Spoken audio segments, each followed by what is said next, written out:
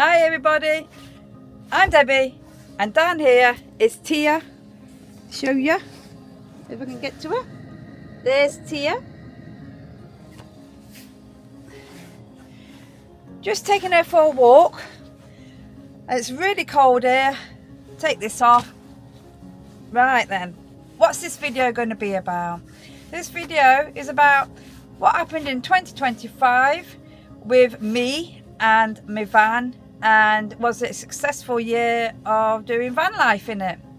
I'm a solo van lifer, but I don't live in my van. I'm only part-time, so everybody can look at van life in a different meaning, but I say van life. So if I offend anyone, I apologise to those that live in their vans. But anyway, how did 2025 go for me? Well, it didn't start off very good. I had an operation in September 24 and I couldn't drive for 5 months. In that time of the 5 months, I sold my VW T6. I loved it. The only thing it did was it hurt my body. I did do a video on that bit. In April, I picked up my new van, which is an auto sleeper symbol. It's only 5.4 meters. It's absolutely brill. But was it brill?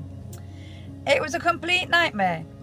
It only had 7,200 miles on it, and it's about 4 years old. Bargain, yeah? The only problem was the people who had it before didn't really use it. They only used it like seasonal, and they put it in storage. And with it being in storage over winter, they never tried the heating.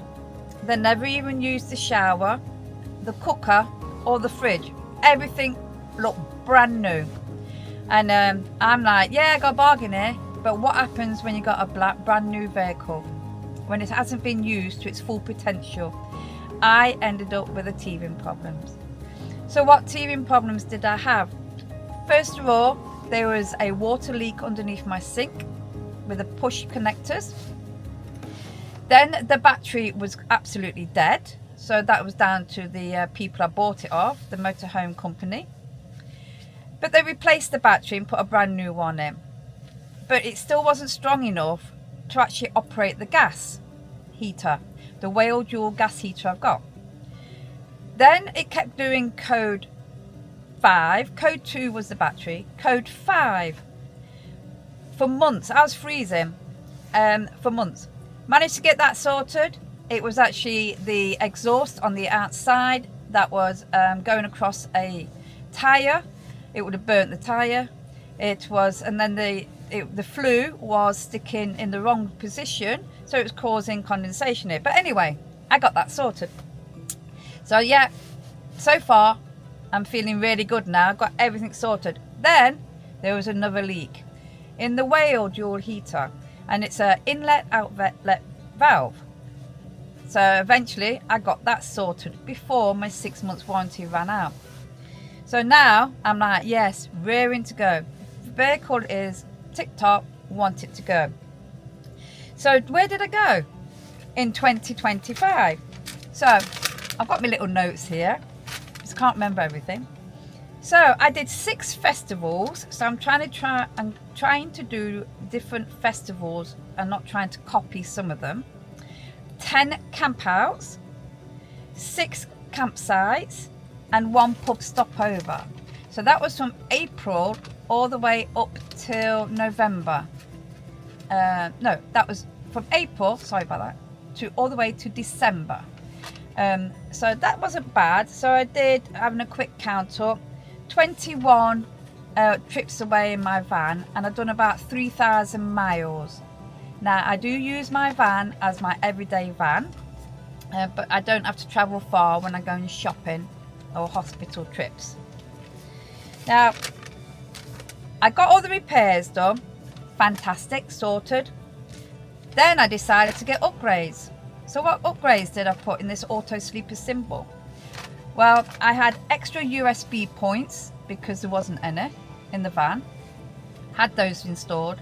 Then I got my power pack, EcoFlow power pack, connected so it could get charged up with the battery and the solar panel. But the battery wasn't strong enough. It was 100, do they say amps or AH? Anyway, it's 100 that was. And it wasn't very good. So I upgraded to lithium. So 280 AH.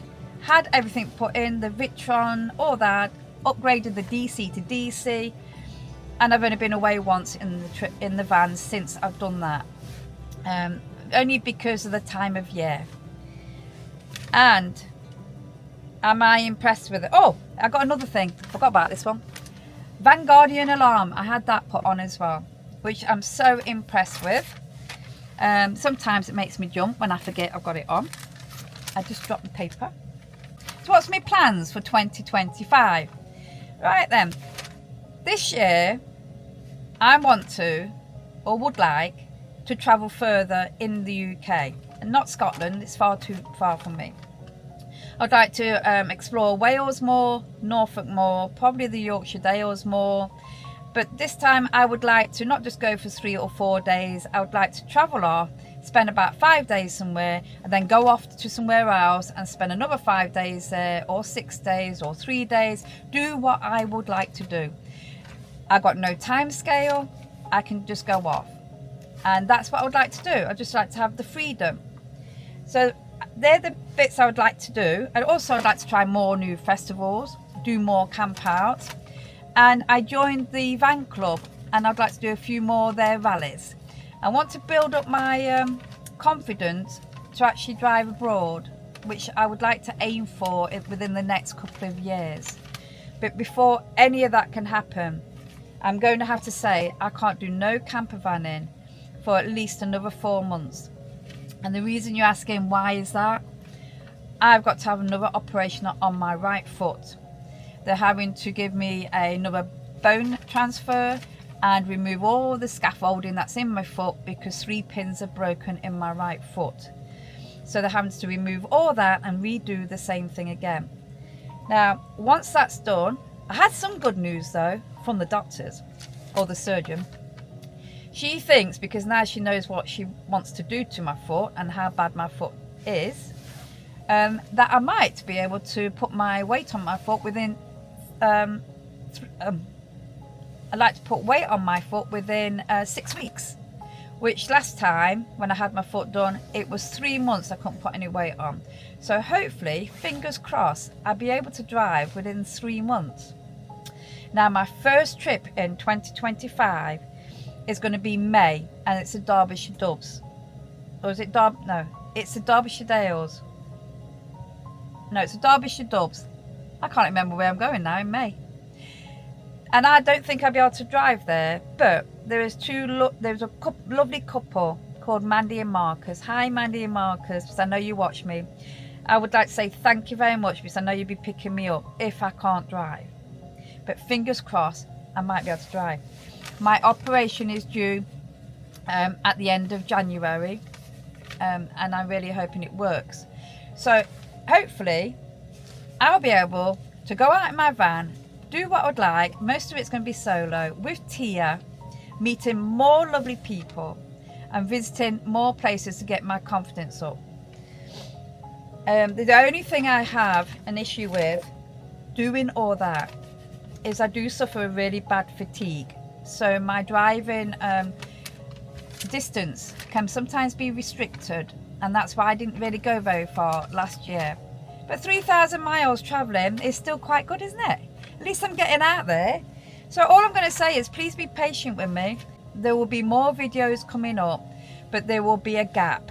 Now I do have some videos from last year that are out of sync, so I can do those and put them up. But I also did a video of my recovery of my foot fusion, which I will put that up for anybody else who's suffering with bad arthritis in their feet.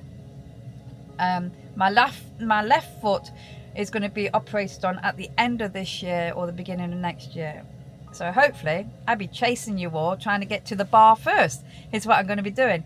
So I want to say thank you for the subscribers. I wish you all a happy new year.